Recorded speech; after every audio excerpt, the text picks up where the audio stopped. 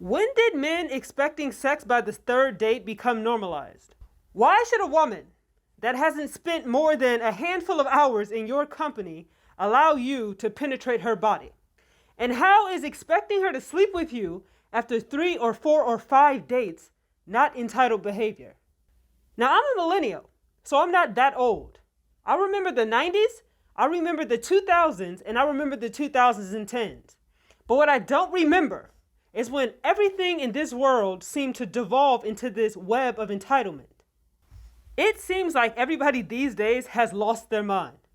No one has standards for themselves. No one has integrity.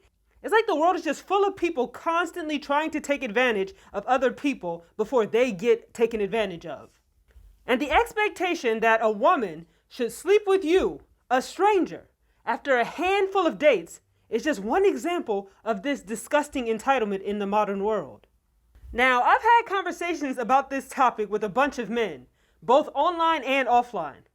And when asked to explain why they even hold this expectation, unsurprisingly, the majority of men are not able to give even one good reason why it makes sense. And since I like to criticize things that just don't make sense, I'm going to go over the 3 most common reasons given to me for why men expect sex by the third date. So the first reason that a lot of men give for expecting sex by the third date is sexual compatibility. And that's some bullshit. Now, on the surface, this excuse seems like it makes a lot of sense because sex is a very important part of a relationship. That's true. However, my problem with this claim is that most people are not doing anything unique or spectacular in the bedroom. Now, I know that people like to claim to be the gods of sex when they are in front of other people, but like I always say, the world loves to tell on itself. Go right now to your favorite adult content website and type in the phrase homemade. I'll wait. And I want you to click on 20 videos and you will see people having sex in mostly the exact same way. The reality is most people prefer vanilla sex. And there is nothing wrong with that. I have no idea why everybody is so embarrassed to just admit they prefer degular sex. The fact is, you're not doing anything special or unique in the bedroom to make you excessively incompatible with the majority of women. So let's all stop pretending like we are. The ability to have sex is not the personality trait that some people think it is. Every living thing on this earth engages in sex. Recently, I asked a man what he specifically meant when he said sexual compatibility, and his response was libido. Why would you need to sleep with a woman to determine whether or not you had similar libidos? We live in the 21st century. Most people are not virgins. Most adults are aware of their sexual appetite and how often they prefer to indulge it. Why couldn't that be a conversation between the two of us when getting to know each other during the dating phase? And then it struck me. Why don't we normalize having adult conversations about sex before sex ever takes place? People will sit on dates and tell you their past relationships, their value system, their future goals. They will tell you all about their families, their friends, and their childhoods. But when it comes to talking about bedroom preferences, people don't want to talk directly about it, it seems. If I have a high sex drive and you have a low sex drive, we could determine that after having a conversation about it for 1 minute. And then we could determine that we are incompatible and go our separate ways. Why would we need to sleep together? If you have a kink that is really important to you and I don't like it and you don't want to give it up, we could have a conversation about that and determine in a couple of minutes that we are incompatible and then go our separate ways. Why would we need to sleep together? It seems to me that it is in men's best interest to claim sexual compatibility as a reason to test out women's bodies. But women are not cars, so you can fuck off with that bullshit. Just say that you are trying to take advantage of women. At least I would respect your honesty in that case.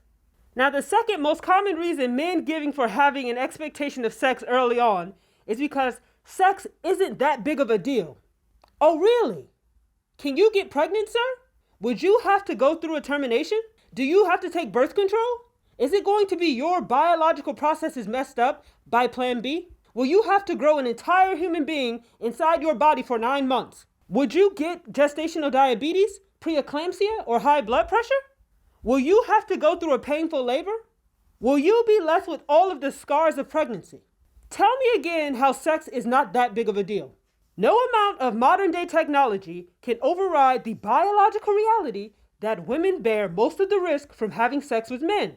But that's just common sense. And there is no way for men to come close to matching the risk that women take by sleeping with a man. Which is why women are more naturally cautious and picky when it comes to choosing a mate. Historically, sex could be the death of women because dying in childbirth was very common. And that caution is still inbuilt within women in the 21st century. So men thinking that it's not that big a deal is the most ridiculous shit I have ever heard of. Tell me that you have no empathy for women without telling me that you have no empathy for women. And don't be a coward either. I feel like when conversations like this get brought up, people like to deflect to the fact that some women like to sleep around excessively. But the reality is, the majority of women are statistically not promiscuous. Most women don't sleep around. You are just obsessed with consuming media that feeds your confirmation bias that most men and most women are sleeping around, when it is statistically not true. So having this standard in your mind is asinine. If you are going to have it, go ahead. But can we all stop acting like it makes any sense? I don't understand why people are the most entitled they have ever been, but nobody wants to own up to being entitled. And the final most common reason that men give for expecting sex early is because everybody else is doing it. The phrase everybody else is doing it just reinforces how low on integrity modern day people are in general. Nobody feels like it is their responsibility to set standards for what behavior they choose to engage in. Nobody does anything because they want to do it. They do it because everybody else is doing it. Like I said, everybody is trying to take advantage while also disowning personal accountability. There are men out there who give large amounts of money to women just for being women. There are plenty of women out there exploiting sad and lonely men for money. I know that reality exists in this world. But guess what? If a man offered me money just for being a woman that he was attracted to, I would wholeheartedly turn it down. Because I don't like shit like that. And it depresses the hell out of me. I understand that men that engage in those kinds of behavior are fundamentally broken people. And I don't believe in exploiting other people's weaknesses for my own benefit. And that standard exists outside of whatever the fuck anybody else is doing. Just say that you want to have sex with women early because it benefits you. You don't care if women have to get a termination. You don't care if women have to take plan B. You don't care if a woman feels used. You don't care if a woman feels uncomfortable. It benefits you, so you want to do it early.